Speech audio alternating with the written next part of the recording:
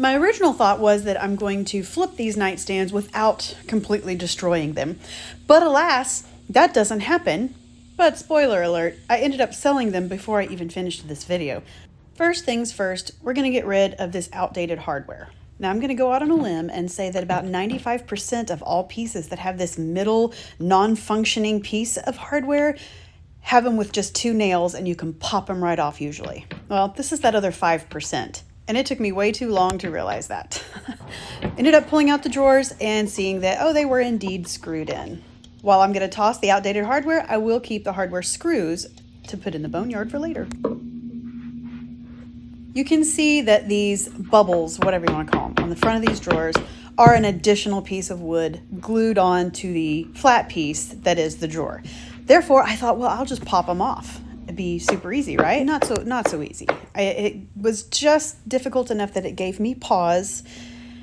And then I decided they're so ugly that I'll put a little more effort into it.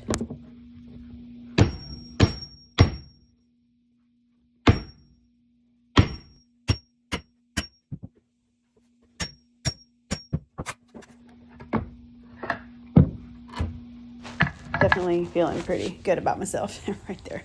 So while it did rough it up, I can sand that smooth and maybe put some wood filler in if needed.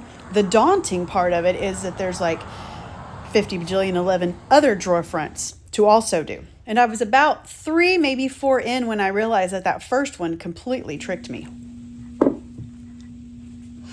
Yeah, you guessed it.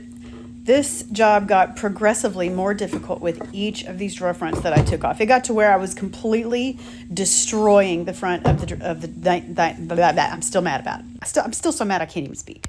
But as I do with everything that I have made a conscious decision on, I bumble through start to finish, whether it's a good idea or not.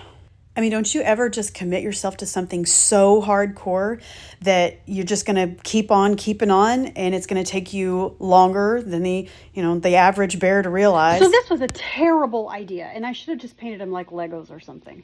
Legos would have been a much easier decision here, or even Minecraft. Minecraft would have been much easier. What was I thinking?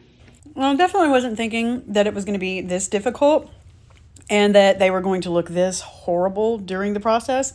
My husband actually came out at one point in time and was like, hey, so are these going to the burn pile?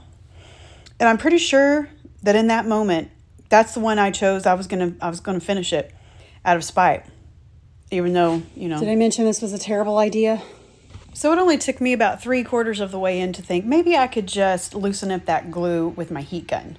And all I ended up doing was like almost setting on fire, which I like to do, but I'd already worked so hard on these. I didn't really want to like set them ablaze just yet.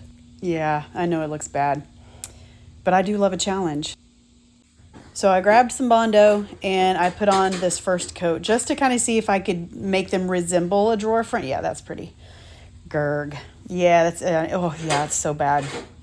But there is no fury like that of a woman scorned. And my husband came in and basically told me he didn't think I could. Actually, he didn't say that. He just wanted to know if I was ready to set them on fire. And I am determined that is not going to happen.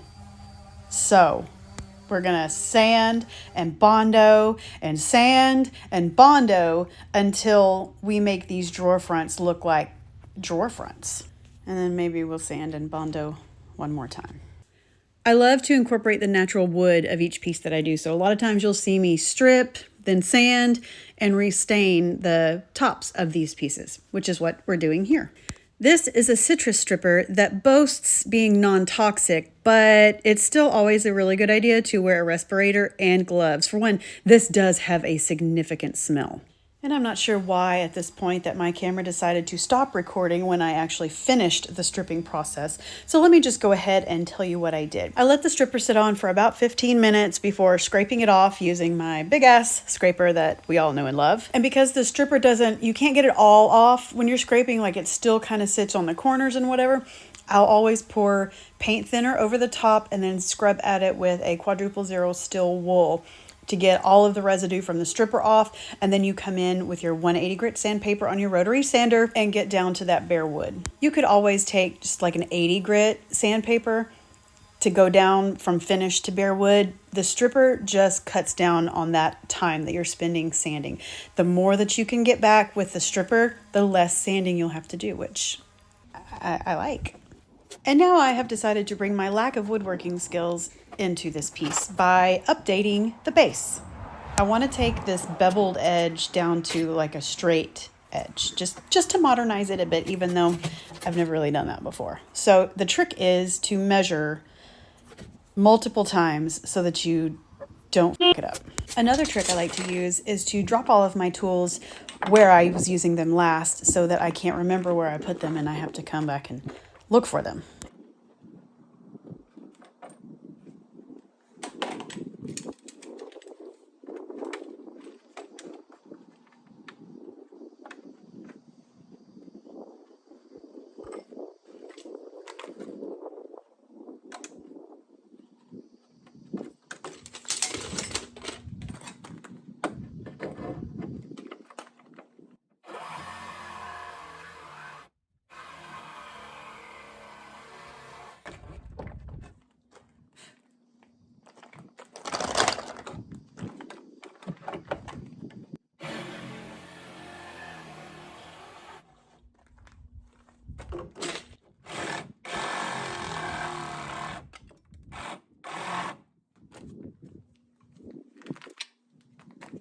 So, do you ever get to a certain point during a project where you should have already stopped and taken a break, or just like not even finished that day, just sleep on it?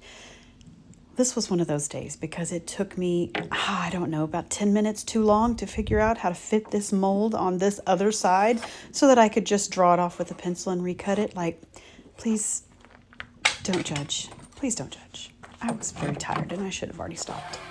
But here I am, continuing on working with a blade.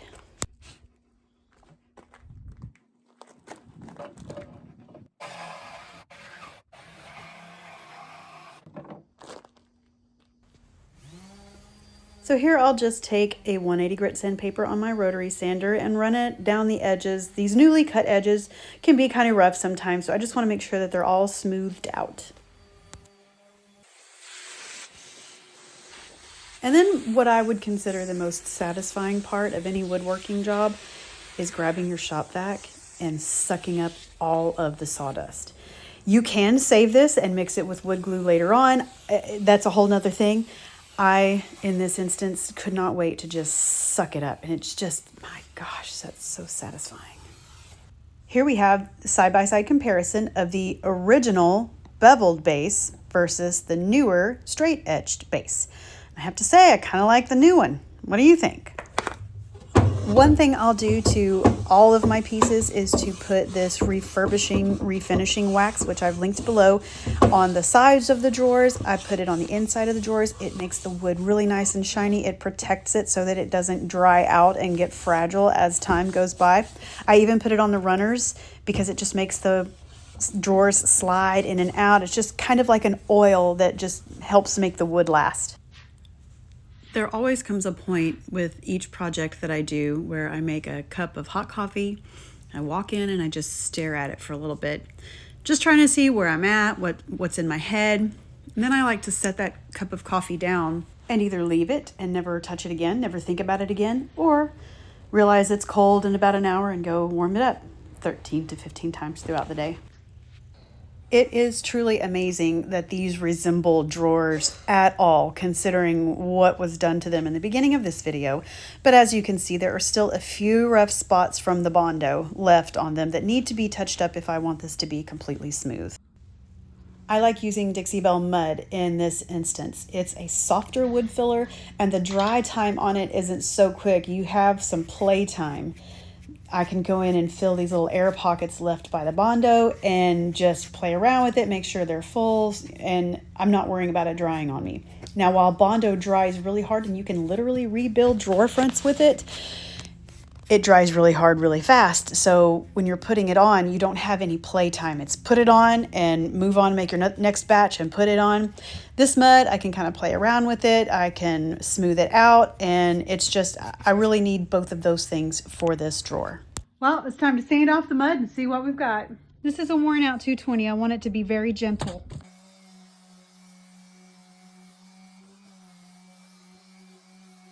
I'm going to clear coat all of this in so it will be the same consistent finish across the whole face of the drawers. Then I'm going to come back and paint them, and then we'll be able to see every imperfection. No guesswork. Wow. So I'm actually running out of clear coat, and I'm literally down to what is in my spray container, which has been in there for about a week now. No judgment, please.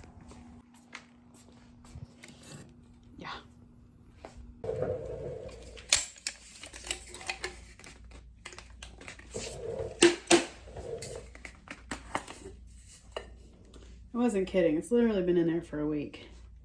We're probably going to try to wash it today, though. I am clear coating these drawer fronts in because we have 3 different finishes between the wood itself, the Bondo, and then the wood filler.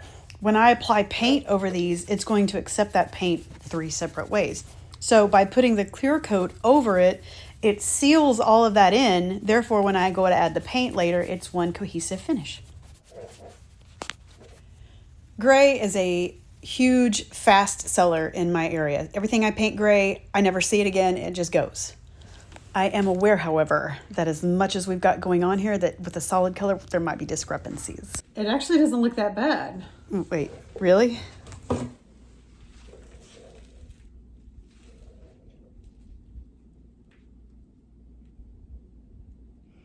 Now the brush strokes will self-level as it dries, but like, it's not that bad.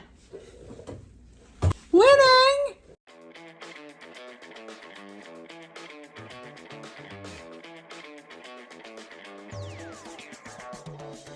God bless, we're breaking these runs. Life too short to play it on speed run. Only get one, no option to rerun. Where Babylon goes, who high to reach them. Down to earth, stay grinding when storms come. Rat race, only one to run from. Better say cheese, but say split in the funds. Living in the moment, I ain't worried about none. I'm straight chillin', back against the wall, too acquainted with the feeling. One down, one to go. And here's the part where, if you didn't already think so, that you're gonna think I'm crazy. Because didn't I just paint this gray? Why am I painting it black? Well, I am crazy, but it's because I am currently obsessed with a painting technique using 50-50 water vinegar mixture. So I have my light color underneath and I'm painting over it with a dark color. Therefore, when I go to spray it with my 50-50 water vinegar mix, it's going to start to crackle, kind of drip, and then you're going to be able to see that base layer kind of crackling through this top layer. And it's, golly, it's super cool when it works. This is actually not working. It should start to crackle immediately, but I'm noticing that it's not crackling at all as I stand here and stare at it. So after standing and staring at these drawers for some time, I determined that my paint was too old and had gotten hot and was not going to give me the effect that I wanted. So because I hated the way that it's looking right now, I decided I'm just going to wipe it and start over. But then as I'm wiping, I'm looking and I'm thinking, I don't hate it. I actually kind of like the shadowing of the drawers. It's darker around the edges where the paint was drying and it kind of looks like barnwood. So I'm going to keep it. And we're just going to keep going and make this mistake work for us.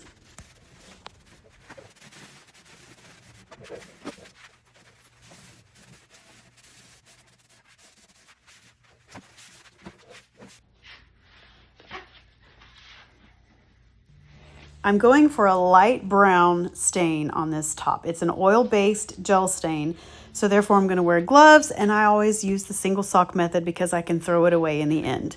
I do like to use a gel stain because not only can you stain bare wood, but you can go over existing finishes, paint, primer, factory finish, and give it a wood tone. You'll always have to sand down to bare wood to get that wood grain, but if you're just looking for a wood tone, without sanding, you can do that with a gel stain as well.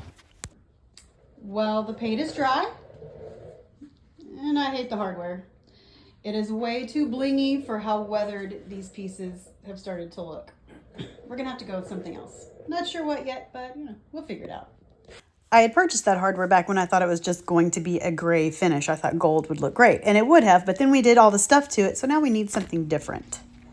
This hardware has come with adjustable screws, meaning you can cut them to whatever size you need.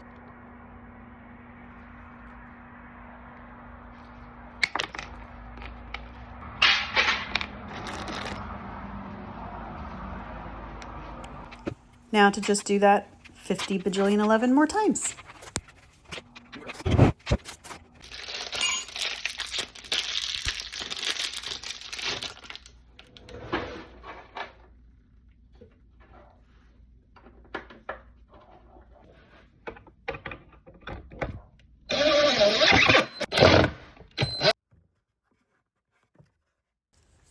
So remember way back at the beginning of this project where we had to rebuild these drawer fronts?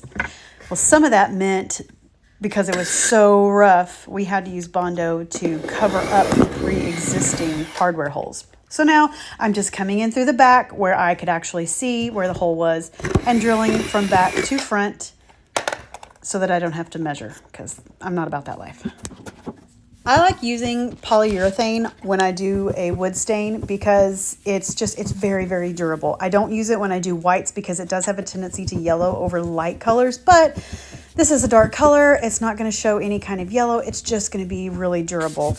I'm going to put probably 3 coats on, but I'll sand in between coats just to make sure I have a super smooth finish. And because polyurethane isn't super glossy, I'm going to give it a final top coat using this glossy spray sealer. Check out that shine. Brrr. I am genuinely surprised that these turned out at all, considering my enthusiasm for destroying them in the beginning. I mean, in case you forgot, let's take a look at what that... Oh, yeah. I was very unsure about these the majority of the time I was working on them. They could have gone in the burn pile at any time. But they turned out okay. And they sold before I could get this video started, let alone finished. I know that this crackly, drippy finish may not be for everyone, but neither is painting something one solid color all of the time. I like to mix it up, so that's what all of my videos are. They're supposed to be funny and informative, and if you have questions, please ask them. But don't judge someone on what they like or don't like.